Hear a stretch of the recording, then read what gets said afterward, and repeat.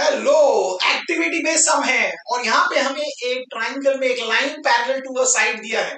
तो क्या हमें बेसिक प्रोपोर्शनैलिटी थ्योरम यूज करना है या तो हमें ट्राइंगल्स को सिमिलर प्रूव करना है?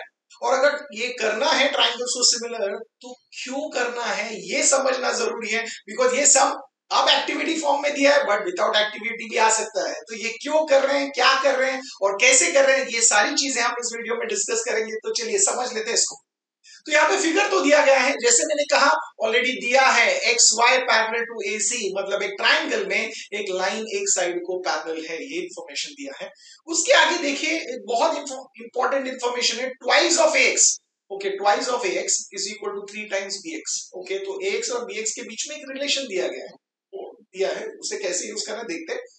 उसके बाद दिया गया है कि एक्स वाई जो है इसका लेंथ दिया गया है 9 और हमें बोला है एक्टिविटी को फिल करके एसी का लेंथ फाइंड कीजिए।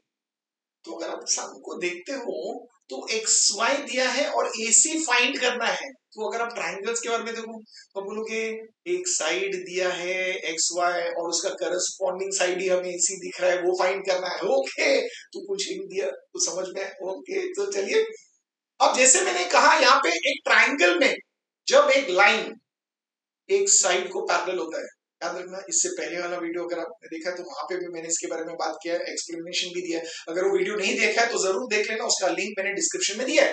मैंने कहा था कि अगर एक ट्राइंगल में एक लाइन एक साइड को पैरेलल है तो हमारे पास दो ऑप्शन है।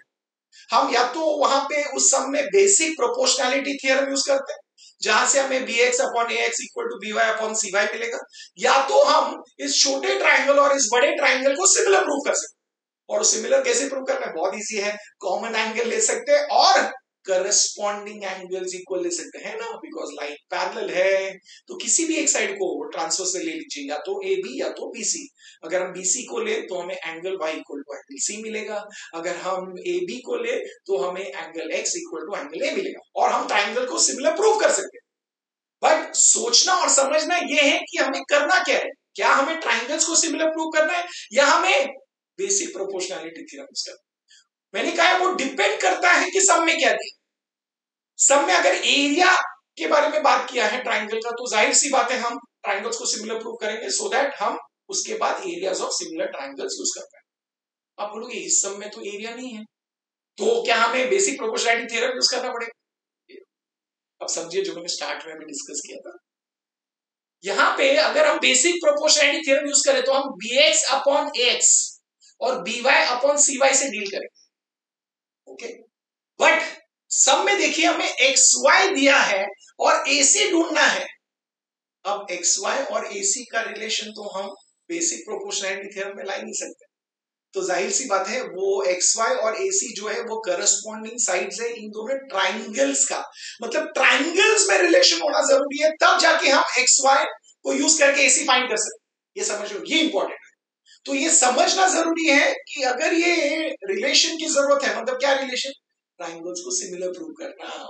मतलब हमें पता है कि हमें बेसिक प्रोपोर्शनैलिटी थ्योरम यूज नहीं करना है, क्या यूज करना है, ट्राइंगल्स को सिमिलर प्रूव करना है। तो क्या हम कर सकते हैं, कर सकते हैं और वो दिया भी है। ओके, तो ये समझ गए। तो अगर ये सम अगर हम खुद करते हैं विदाउट एक्टिविटी तो सबसे पहले हम ट्राइंगल्स को सिमिलर प्रूव करते हैं, वो करना ही है और वो समझ गए और यहाँ पे लिखा हुआ भी आप वो कर सकते हैं। Very good. बट अभी एक्टिविटी फॉर्म में देखते हैं स्टार्ट में क्या दिया है। स्टार्ट में उन्होंने ट्राइंगल सिमिलर तो नहीं किया, क्या दिया देखते हैं। स्टार्ट में उन्होंने ये रिलेशन यूज किया, देखिए twice of ax is equal to 3 times bx। Okay, अब अगर हमें ये दिया है तो हम उसमें से रेशियो फॉर्म करेंगे, बिकॉज हमें पता है ट्राइंगल सिमिलर होने के बाद हमें करस्पॉन्डिंग साइड्स के रेशियोज मिलते हैं। तो यहाँ पे क्या हम रेशियो फॉर्म कर सकते हैं, आप बोलोगे हाँ ax अपॉन bx, तो यहाँ पे 3 रहेगा ऐसे के ऐसे और 2 यहाँ पे आ जाएगा। दैट मीन्स हमें ax अपॉन bx का रेशियो मिलेगा 3 अपॉन 2 ax अपॉन bx।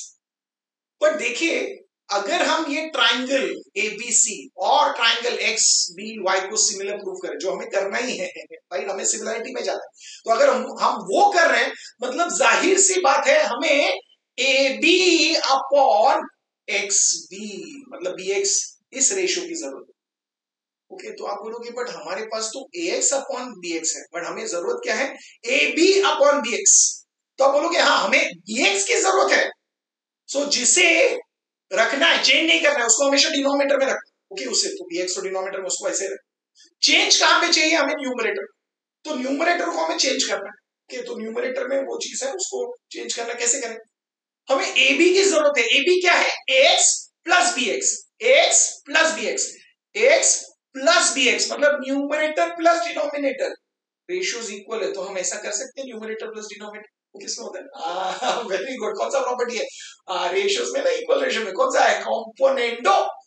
तो आप बोलोगे अब समझ में क्यों यूज कर रहे हैं, और यहाँ पे ना कॉम्पोनेंटो अप्लाई कर रहे हैं, तो हमेशा देना जो चेंज नहीं होना चाहिए उसे डिनोमिनेटर में रखना, जो bx को रखना है, बिकॉज मुझे जरूरत है तो bx को डिनोमिनेटर में रखना, और जिसमें चेंजेस चाहिए उसको न्यूमरेटर में रखना है, बहुत इंपॉर्टेंट। तो ax प्लस bx कर दिया upon dx is equal to, तो राइट हैंड साइड पे क्या होगा? 3 प्लस 2 अपॉन 2। ये क्यों किया हमने? कॉम्पोनेंट से।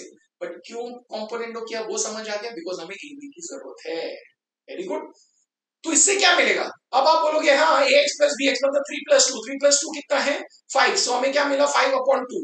दैट मीन्स हमें A B upon B X ये वैल्यू मिल गया, और ये कितना मिला? 5 अपॉन, मार्क कर दीजिए बिकॉज इसका हमें यूज करना है। अब ये अगर विदाउट एक्टिविटी होता तो जाहिर सी बात है मैं ये तो नहीं करता स्टार्ट में, पहले हम ट्राइंगल्स को सिमिलर प्रूव कर लेते, बट यहाँ पे ट्राइंगल सिमिलर किया है, इसके बाद किया, तो वो तो हमें पता है, हम ये बड़े ट्राइंगल और छोटे ट्राइंगल को सिमिलर प्रूव कर सकते हैं। कैसे?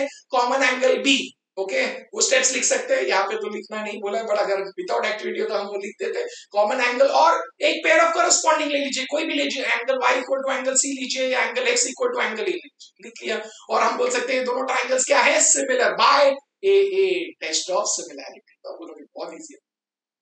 अब ये ट्राइंगल सिमिलर है, राइट, तो सिमिलर है तो हमें पता है करस्पॉन्डिंग साइड्स के रेशियोज इक्वल होंगे, और हमें इंटरेस्ट क्या है? एसी में।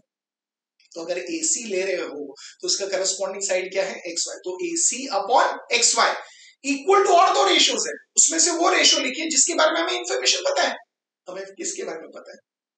ए बी अपॉन बी एक्स, तो हम वही लेंगे। तो ए बी का करस्पॉन्डिंग साइड है बी एक्स, तो हमने लिखा है वहां पे A B upon B X is equal to A C upon X Y. उसका रीजन क्या है? Corresponding sides of similar triangles. ये समझ आ गया? बहुत इंपॉर्टेंट था ये समझना कि एक्टिविटी फॉर्म में तो हम सिर्फ फिलअप करते हैं तो बहुत इजी हो जाता है, बट विदाउट एक्टिविटी है तो सोचना जरूरी है, क्यों कर रहे हैं वो समझना जरूरी, वो यहाँ पे समझ रहे हैं। ओके, यहाँ पे अगर हम वैल्यू सब्स्टिट्यूट करें, एसी की वैल्यू नहीं है बिकॉज वही फाइंड करना है, एक्स वाई की वैल्यू हमें पता है, ए बी की वैल्यू इंडिविजुअल नहीं पता, but A B upon B X पूरा रेशियो हमें पता है, 5 अपॉन 2 को सब्स्टिट्यूट कर लीजिए। तो अगर हम खुद करते तो हम ये लिखते, और यहाँ पे रीजन भी लिखते फ्रॉम 1। ओके, तो आप एसी फाइंड कर सकते हो। आप बोलोगे हाँ कर सकते हैं, बिकॉज ये जो 9 है वो आपको शिफ्ट कर दीजिए लेफ्ट हैंड साइड में, तो हमें मिलेगा 5 अपॉन 2 इंटू 9। तो न्यूमरेटर में क्या आएगा? 5 इंटू 9 45, 45 अपॉन 2। जब हम डिवाइड करेंगे तो हमें कितना आएगा? 45 का हाफ इज नथिंग बट 22.5, तो हमें एसी का लेंथ मिलेगा 22.5 यूनिट्स, और हमने एसी का लेंथ फाइंड कर लिया। अब मुझे बताइए क्या ये सम सिंपल था? एक्टिविटी में तो जाहिर सी बात है बहुत ही सिंपल था, बट विदाउट एक्टिविटी समझ गए ना कि हमें बेसिक प्रोपोर्शनैलिटी थ्योरम नहीं यूज करना है, बट ट्राइंगल्स के सिमिलैरिटी में जाना है, और बाद में ये रेशियो से कैसे डील करनी, क्यों लाना है वो समझना जरूरी। समझ गए? Very good. अब अच्छा लग रहा है, राइट, और इजी भी लग रहा है, तो वीडियो को लाइक जरूर करना। यहाँ पे आप देख रहे हो कि हर वीडियो में हम एक एक सम करते हैं, बट अगर आपको सारे समय प्रैक्टिस सेट का एक साथ देखना है तो बहुत इजी है। प्रैक्टिस सेट 1.1 के लिए यहाँ क्लिक कीजिए, और 1.2 के लिए यहाँ पे क्लिक कीजिए, और मैं मिलूंगा आपको नेक्स्ट वीडियो में। तब तक के लिए keep learning, keep smiling and keep sharing.